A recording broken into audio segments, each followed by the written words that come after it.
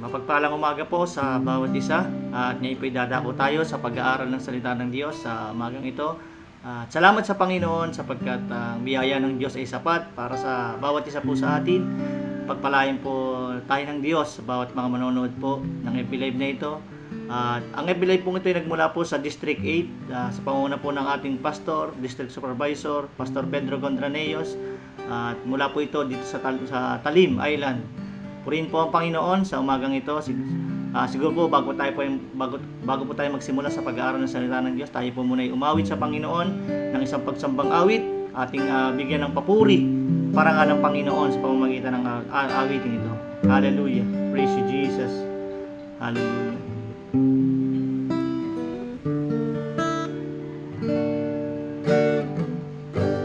Panginoon, lumalapit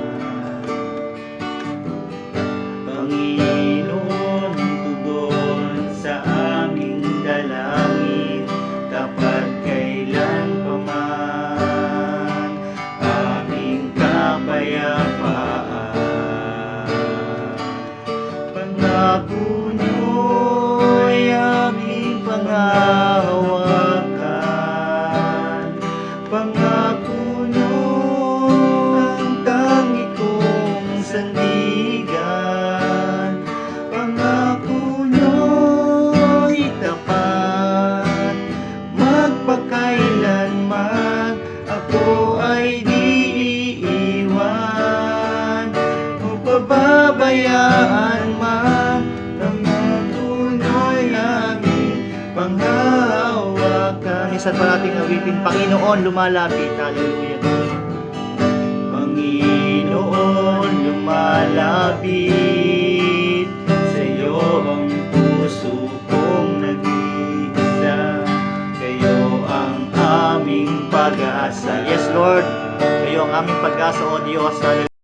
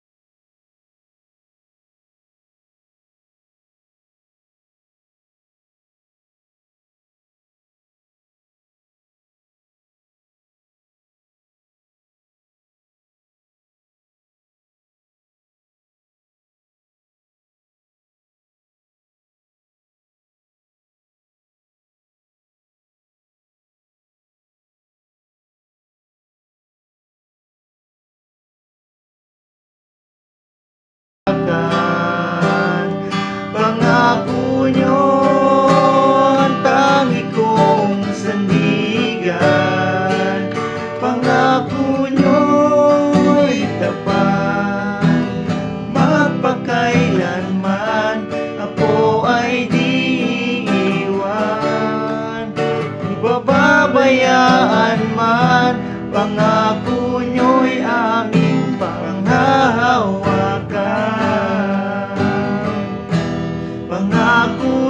nyo'y aming panghahawakan. Pangako nyo'y aming panghahawakan. Hallelujah. We praise your name, O Jesus. Hallelujah. Purihin ka dakilang Diyos. Hallelujah. Hallelujah. Ngayon po dumako po tayo sa pag-aaral po ng salita ng Diyos, at ang ating pong pag-aaralan ay nasa aklat po ng mga Hebreo chapter 6. Ang verse po nito ay 13 hanggang 20 po. Aklat po ng mga Hebreo chapter 6 chapter 6 verse 13 to 20. Babasahin ko po yung ating teksto. Ang sabi po dito, nang mangako kay Abraham ang Diyos, siya'y nanumpa sa kanyang sariling pangalan, yamang wala nang higit pa sa kanya na maaari niyang panumpaan. Sinabi niya, ipinapangako ko na lubos kitang pagpapalain at pararamihin ko ang iyong lahi. Verse 15, matiyagang naghintay si Abraham at natanggap niya ang ipinangako sa kanya. Sa verse 16, nanunumpa ang mga tao sa pangalan ng isang makahigit sa kanila, at sa pamamagitan ng panunumpa ay pinagtitibay ang usapan.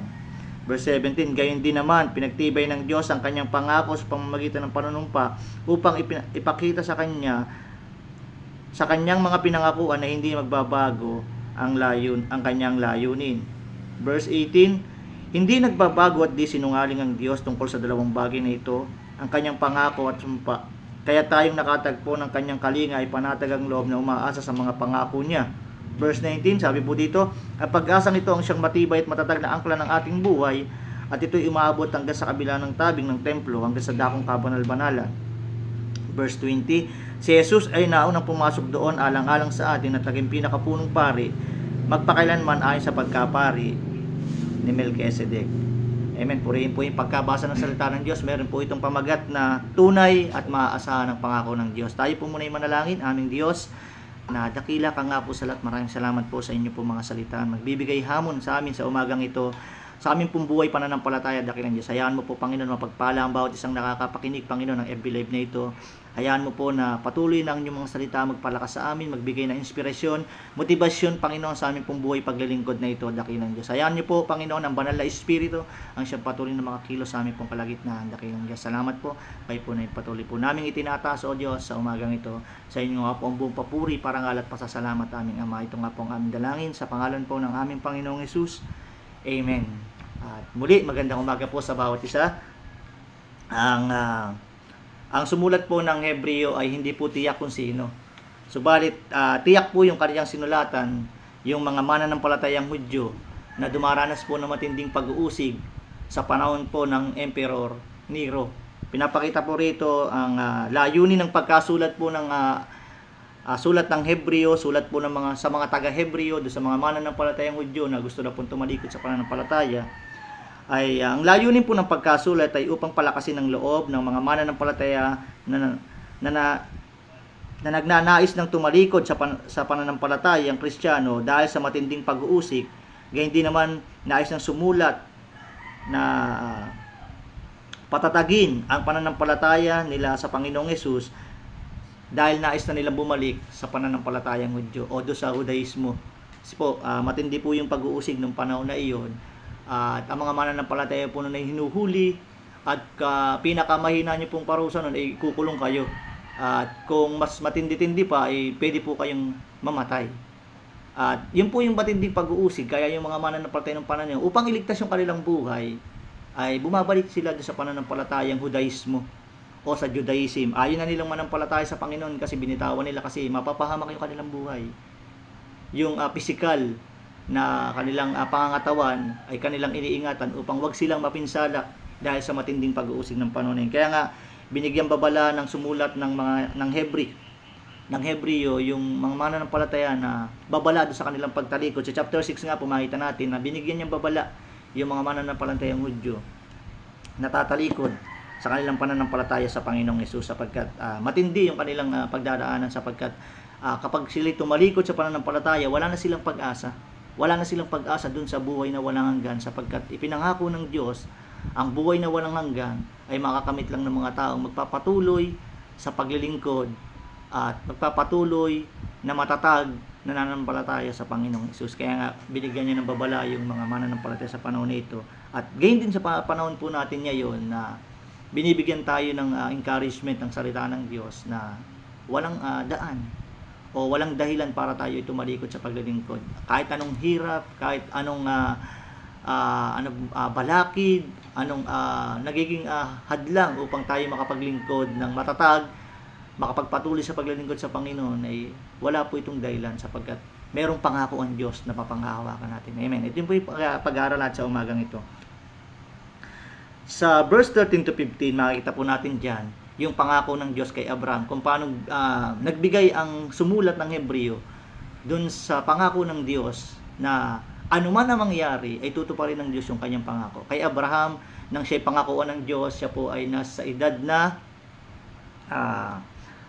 almost 75 nang siya'y tawagin ng Panginoon doon po sa bayan ng Ur ng Caldea. Siya ay sumunod sa Panginoon kahit hindi niya alam kung saan siya dadalhin ng Panginoon. Dahil sa pananampalataya, siya ay sumunod sa Diyos sapagkat sabi ng Diyos, dadalhin siya doon sa lugar ng Kanaan. At doon ay pinangakuan siya ng Diyos na siya ay pagpapalain, siya ang pangako sa kanya ng Diyos, pararamihin niya yung kanyang lahi, na sindami ng bituin sa langit, sindami ng buwangin sa dalampasigan.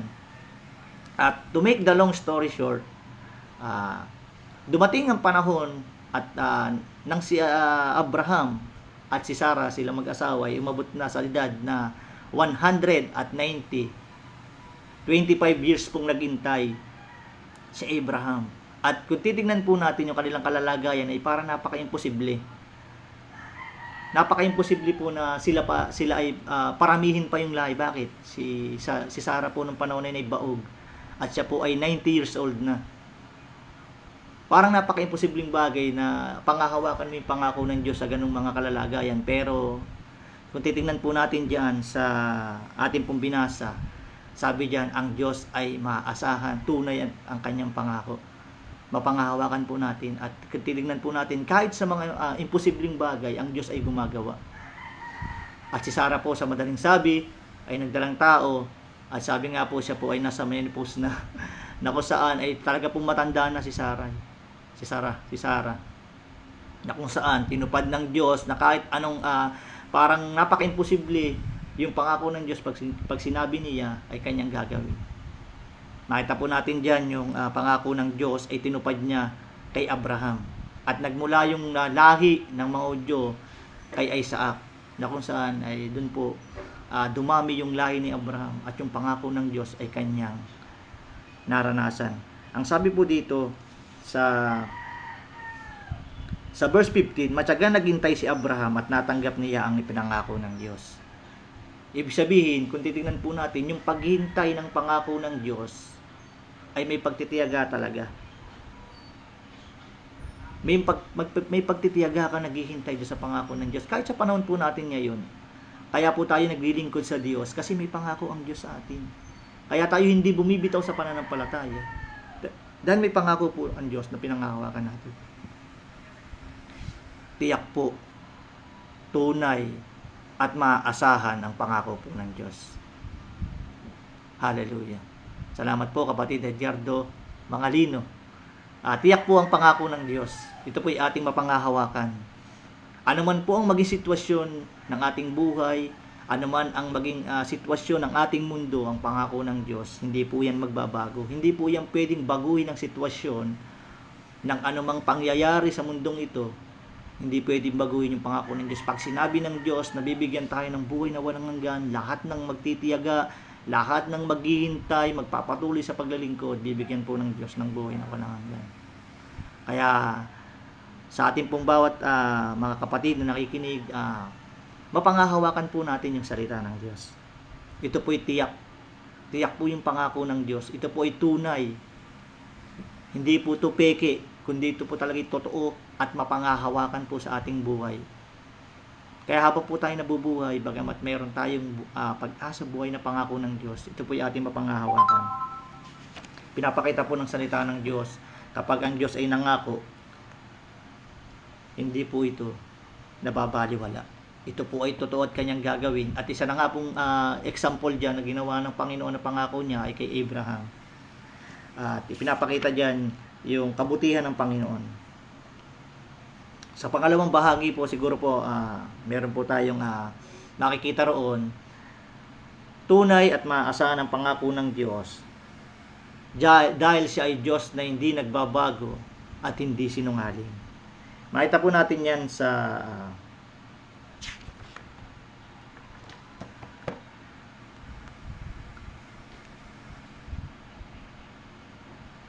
verse 18. Basahin po natin yung ating teksto. Sabi po dito, sama na po natin verse 17. Gayun din naman, pinagtibay ng Diyos ang kanyang pangako sa pamamagitan ng panunumpa upang ipakita sa kanyang mga pinangakuan na hindi magbabago ang kanyang layunin. Verse 18, hindi nagbabago at hindi nagsisinungaling ang Diyos tungkol sa dalawang bagay na ito, ang kanyang pangako at sumpa. Kaya tayong nakatagpo ng kanyang kalinga ay panatagan loob na umaasa sa pangako. Niya po rin po yung pagkabasa ng salita ng Diyos. Tunay at maaasahan ang pangako ng Diyos dahil sa Diyos na hindi nagbabago at hindi sinungaling. Yan po yung katangian ng Diyos o kalikasan ng Diyos na hindi po natin pwedeng pasubalian. Dahil ito po yung sinasabi ng salita ng Diyos, ang Diyos po ay hindi nagbabago. Na kung paano pong siyang nangako kay Abraham noong panahon ng lumang tipan, hanggang sa panahon po natin, mapangahawakan po yung pangako ng Diyos. Ang pangako po ng Diyos ay nagbibigay ng, sabi nga ng katatagan, ng kapanatagan sa bawat mga mananampalataya na naglilingkod sa Kanya. Yung po mga taga-Hebreo, matindi po yung kanilang pinagdaraanan. Kaya nga, ganito yung pagpapalakas ng sumulat eh. Kasi nga, malapit na silang tumalikod sa pananampalataya. Kasi sa tindi ng pag-uusig, sa tindi ng persecution ng panahon na iyon, ay talagang gusto na nilang tumalikod, pero ito yung encouragement ng salita ng Diyos, mga kapatid. Ang Diyos, hindi siya nagbabago. Yung pangako niya, hindi nagbabago. Kaya yung lahat ng mga magpapatuloy na naglilingkod sa Diyos, ito po yung makakaranas ng kanyang mga pangako. Pero yung pong tatalikod at hindi na maglilingkod, titigil, at hindi na mananampalataya sa Panginoon, tandaan po natin, meron pong dalawa rito, yung pangako at sumpa. Sa mga magpapatuloy sa paglilingkod, ay makikita po natin yung pong pangako ng Diyos ang kanyang kakamin. Pero doon sa mga tatalikod at sabi nga ay maghihinto sa paglilingkod sa Panginoon, hindi po pangako ang kanilang tatamuin, kundi yung sumpa. Pinapakita dito na salita ng Diyos yung pagpili natin kung saan natin gusto. Tayo ba'y magpapatuloy? Tayo ba ay maglilingkod sa Panginoon? Tayo ba ay maghihintay sa kanyang pangako? Dahil ang Diyos ay hindi nagbabago at hindi sinungaling, walang rason para tayo ay tumigil po sa paglilingkod. Walang rason para po tayo ay manghina. Wala pong rason para tayo ay tumalikod sa pananampalataya. Oo, nanghihina, pero hindi tatalikod, hindi titigil. Ini-encourage tayo ng salita po ng Diyos sa umaga pong ito, na panghawakan natin yung kanyang pangako. Dahil ang Diyos ay hindi nagbabago. Hindi siya sinungaling. Hindi kagaya ng tao na kapag nangako ay hindi natutupad. Pero ang Diyos, kapag siya'y nangako sa kanyang mga pinangakuan, ito'y mangyayari sa kanyang tamang panahon at sa tamang pagkakataon. Mga kapatid,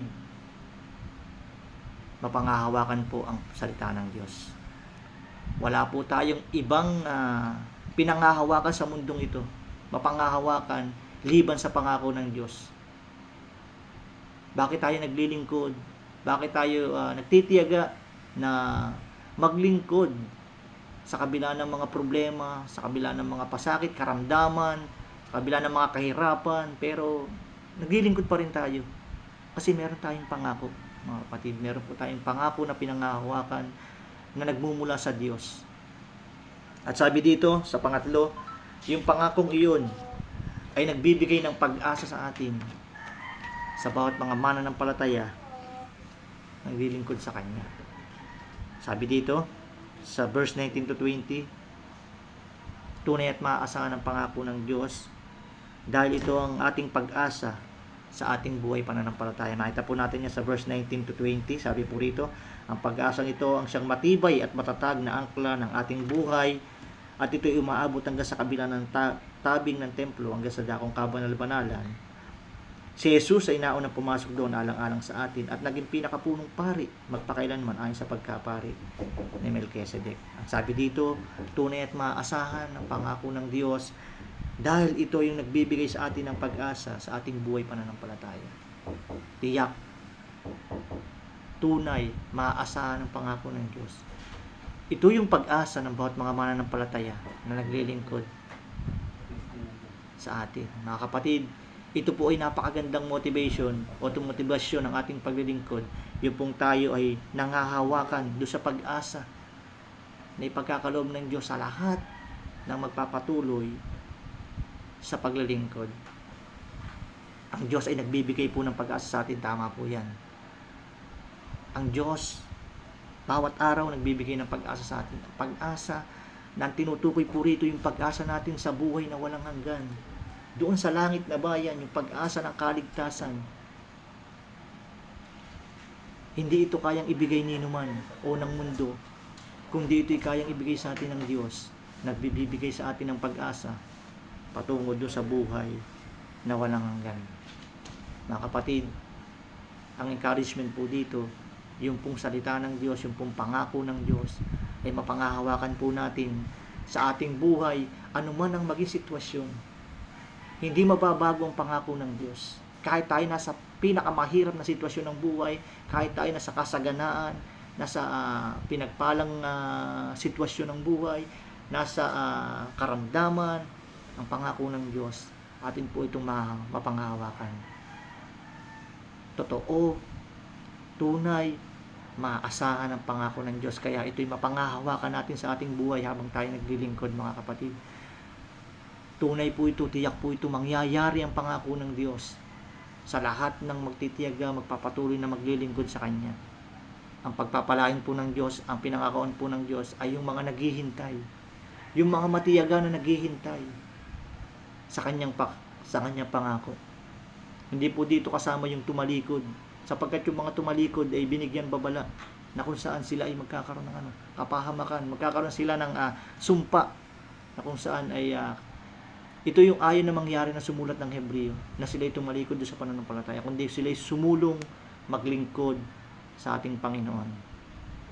At salamat sa Diyos sapagkat si Jesus ang siyang naging daan upang matupad yung pangako ng Diyos. He is the fulfillment of the promise of God. Dahil mula po sa lumang tipan, siya yung ipinangako ng Diyos na magliligtas sa sangkatauhan.